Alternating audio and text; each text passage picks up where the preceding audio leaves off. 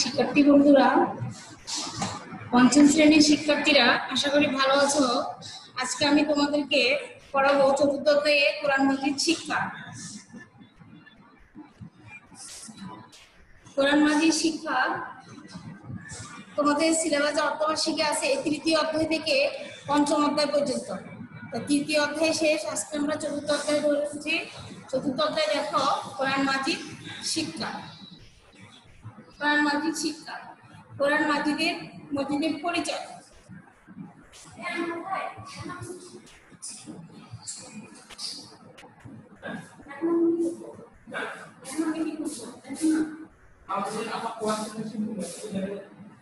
কোরআন মাজিদ আল্লাহ তাআলার কালাম, কালাম অর্থ বাণী। আল্লাহ তাআলা এই কালাম মহানবী সাল্লাল্লাহু আলাইহি ওয়াসাল্লামের কাছে নাযিল করেন। আমাদের মহানবী সাল্লাল্লাহু হলেন সর্বশেষ নবী ও রাসূল, আর কোরআন মাজিদ হলো সর্বশেষ আসমানি কিতাব। পবিত্র কোরআন যেমন নাযিল হয়েছিল তেমনি আছে। এই কিতাবে কোনো পরিবর্তন হয়নি, আর কোনোদিন কোনো প্রকার পরিবর্তনও হবে না। আল্লাহ পাক বলেন, আমি কোরআন মাজিদ নাযিল করেছি আর এর হেফাজতকারীও আমি।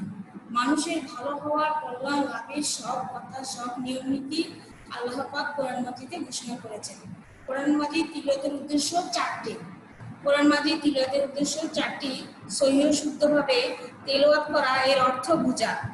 আল্লাহ পাক যা আদেশ করেন তা পালন করা, আল্লাহ পাক যা নিষেধ করেন তা বিরত থাকা। মহানবী সাল্লাল্লাহু আলাইহি ওয়াসাল্লামের সাথীগণ এই উদ্দেশ্যগুলি সামনে রেখে কোরআন মাজিদ তিলাওয়াত করতেন, আর এতে যা নির্দেশ রয়েছে তা পুরোপুরি মেনে চলতেন এবং যা নিষেধ করা হয়েছে তা সম্পূর্ণভাবে বিরত থাকতেন। ফলে তারা পৃথিবীতে নেতৃত্ব দিতে সক্ষম হয়েছিলেন।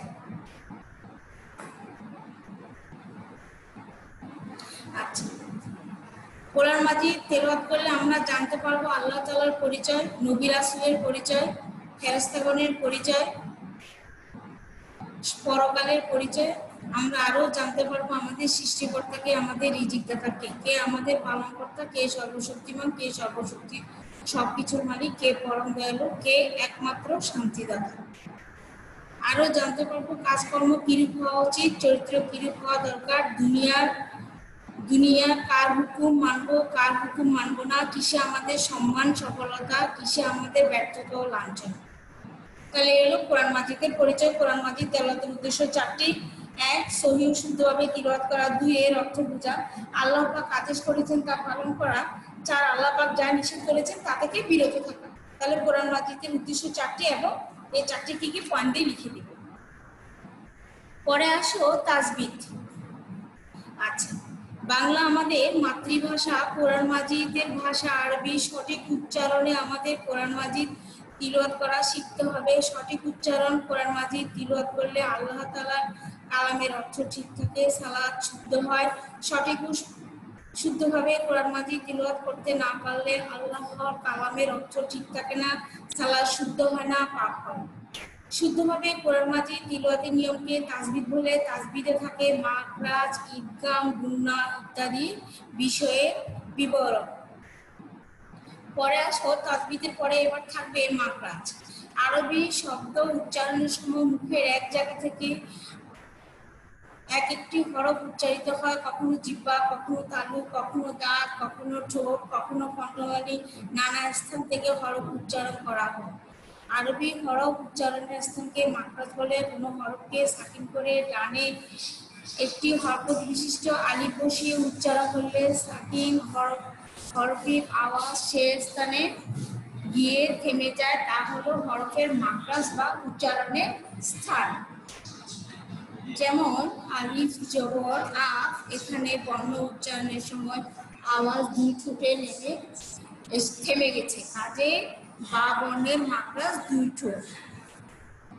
তাহলে দেখো, আজকে আমি তোমাদেরকে কোরআন মাজিদের পরিচয় এবং তাজবিদ ও মাখরাজ এই তিনটি আজকে আমি তোমাদেরকে চতুর্থ অধ্যায়ে কিছু বর্ণনা করালাম।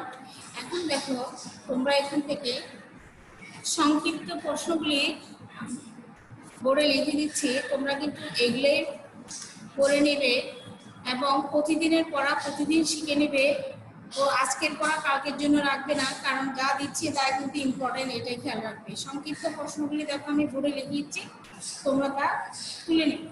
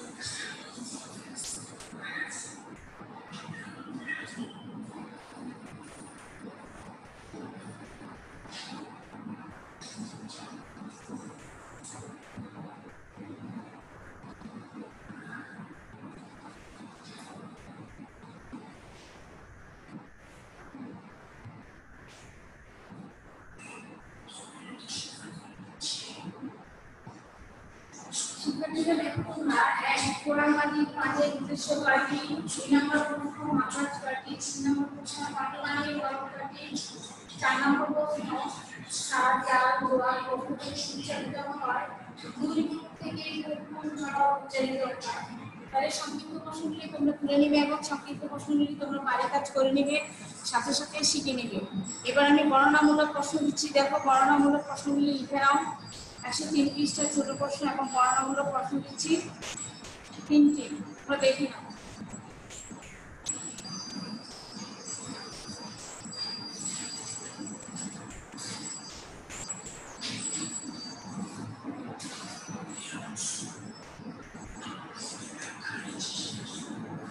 আমি 3টি বর্ণমূলক প্রশ্ন দিচ্ছি, দেখো বর্ণমূলক প্রশ্নগুলি আবার ম্যাডাম একবার বলে দিচ্ছি, তারপর তোমরা পড়তে গিয়ে লিখে নিবে।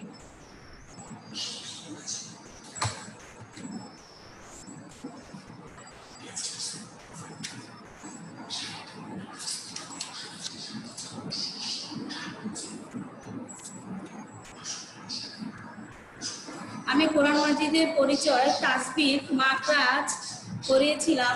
এরপরে আসছে দেখো তোমরা অবশ্যই ভিতর থেকে রিডিং শিখবে, রিডিং না করলে গণনামূলক প্রশ্নগুলি করা যাবে না। সবসময় ভিতরের অধ্যায়গুলো পড়ে ফেলবে, পড়ার পরে অনুশীলনী প্রশ্নগুলো ধরবে। ওয়াক বা বিরাম চিহ্ন আছে, ওয়াক বা বিরাম চিহ্নের বিবরণ আছে, এগুলো তোমরা পড়ে নিবে, না পড়লে কিন্তু বড় প্রশ্নগুলো শেখা যাবে না। আসলে আমি একটু ওয়াক বা বিরাম চিহ্নগুলি পড়াই দেব। কোরআন মাজিদ শুদ্ধ তেলাওয়াতের জন্য আয়াতের মধ্যে কয়েক প্রকার বিরাম চিহ্ন ব্যবহার করা হয়েছে। এই চিহ্নগুলো কোথায় থামতে হবে, কোন জায়গায় কিছুটা শ্বাস নেওয়া যাবে তার নির্দেশ করা হয়েছে। এই বিরাম চিহ্নকে ওয়াকফ বলা হয়। বিরাম চিহ্ন দেওয়ার উদ্দেশ্য হলো একজন আরবি না জানা লোকও যেন সহজে বুঝতে পারেন কোথায় কতটুকু থামতে হবে আর কোথায় থামলে অর্থ ঠিক থাকবে না। আগে কোরআন মাজিদে এই চিহ্নগুলো দেওয়া ছিল না। যিনি সর্বপ্রথম এই চিহ্নগুলো ব্যবহার করেন তার নাম আবু আব্দুল্লাহ মুহাম্মদ ইবনে তাইফুর। তাহলে বিরাম চিহ্ন ব্যবহার করেন প্রথমে বা প্রতিষ্ঠা করেন প্রথমে, ওনার নাম হলো আবু আব্দুল্লাহ মুহাম্মদ ইবনে তাইফুর। আবু আব্দুল্লাহ মুহাম্মদ ইবনে তাইফুর। আচ্ছা, তাহলে ওয়াকফ বা বিরাম চিহ্নের বিবরণগুলি নিচে দেওয়া আছে, আমি এক করে পড়তেছি, দেখো তোমরা 1টা 2টা 3টা 4টা 5টা 6টা বিবরণগুলি তোমরা পড়ে নিবে।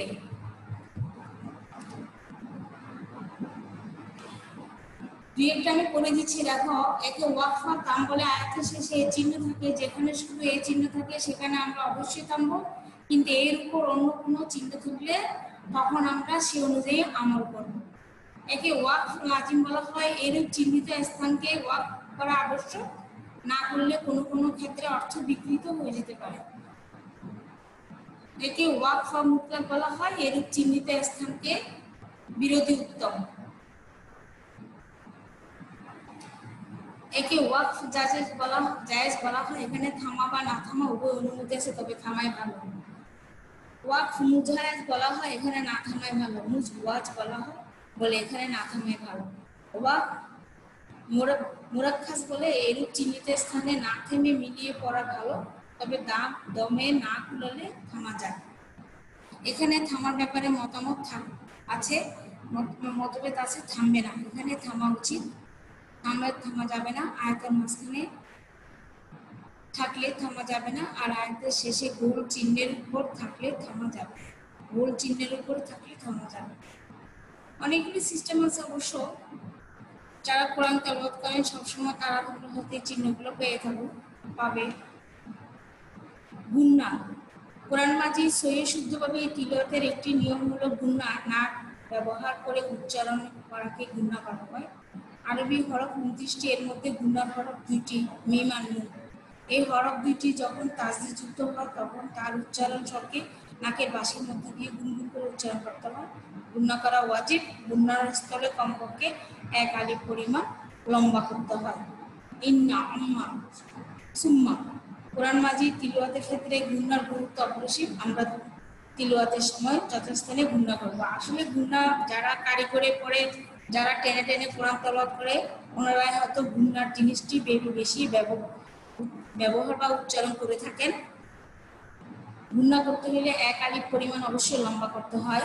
যারা পড়েন কারিগরে পড়লে, তোমরা ওটা যদি রেকর্ড শুনতে চাও, রেকর্ড শুনলে তখন গুন্নার উচ্চারণগুলো তোমরা দেখতে পাবে।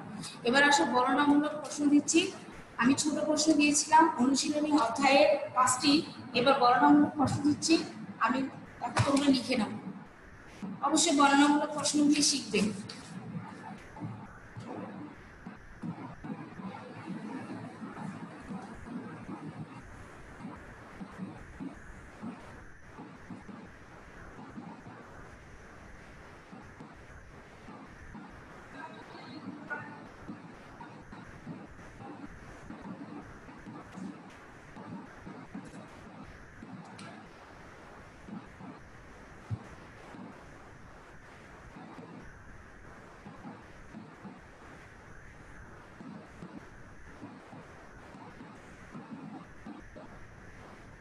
কোরআন মাজিদ কার বাণী? কোরআন মাজিদ তিলাওয়াতের উদ্দেশ্য কয়টি ও কি কি?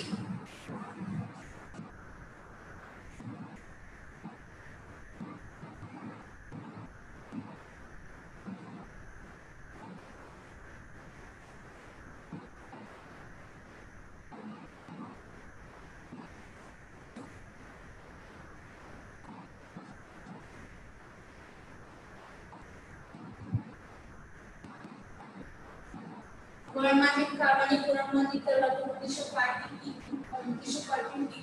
অবশ্যই তোমরা এই প্রশ্ন শিখে নিবে। 2 নম্বর প্রশ্ন,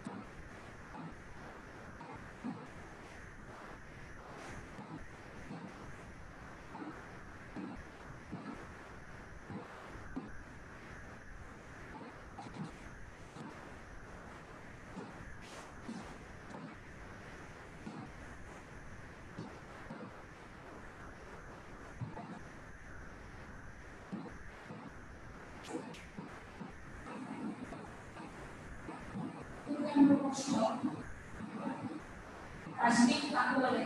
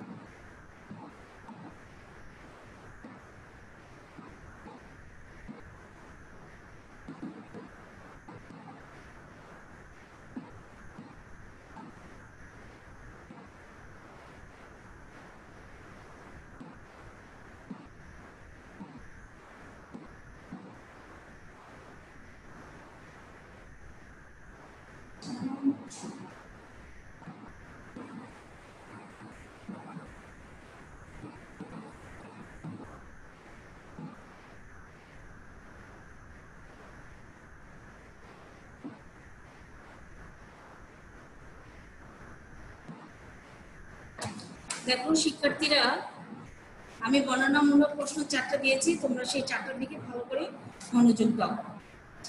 কোরআন মাজিদ কাহানি, কোরআন মাজিদ তিলাওয়াতের উদ্দেশ্য, পাঠ্য কি কি? পাঠ্য কি কি? কোরআন মাজিদ বুঝে তিলাওয়াত করলে তিনটি বিষয় জানতে পারবে, আর একটি তালিকা তৈরি করো। তিন নম্বর প্রশ্ন, তাসবিহ কাকে বলে? তাসবিহ কাকে বলে? সঠিক উচ্চারণে কোরআন মাজিদ তিলাওয়াত করার কি কি লাভ আছে লেখো। এবার আসছে 4 নম্বর প্রশ্ন, মাখরাজ কাকে বলে? উদাহরণ সহ লিখো। তাহলে আমাকে মাখরাজ কাকে বলে উদাহরণ সহ লিখো। তাহলে আমি 4টা বড় প্রশ্ন দিয়েছি, তোমরা বড় প্রশ্নগুলি সুন্দর করে শিখে ফেলবে।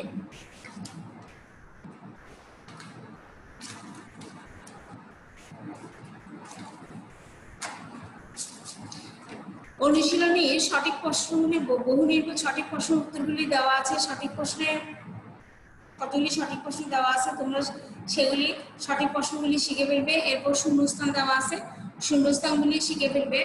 এরপর দেখো বাম পাশ সাথে ডান পাশের অংশগুলি মিল করো, সেগুলো শিখে ফেলবে।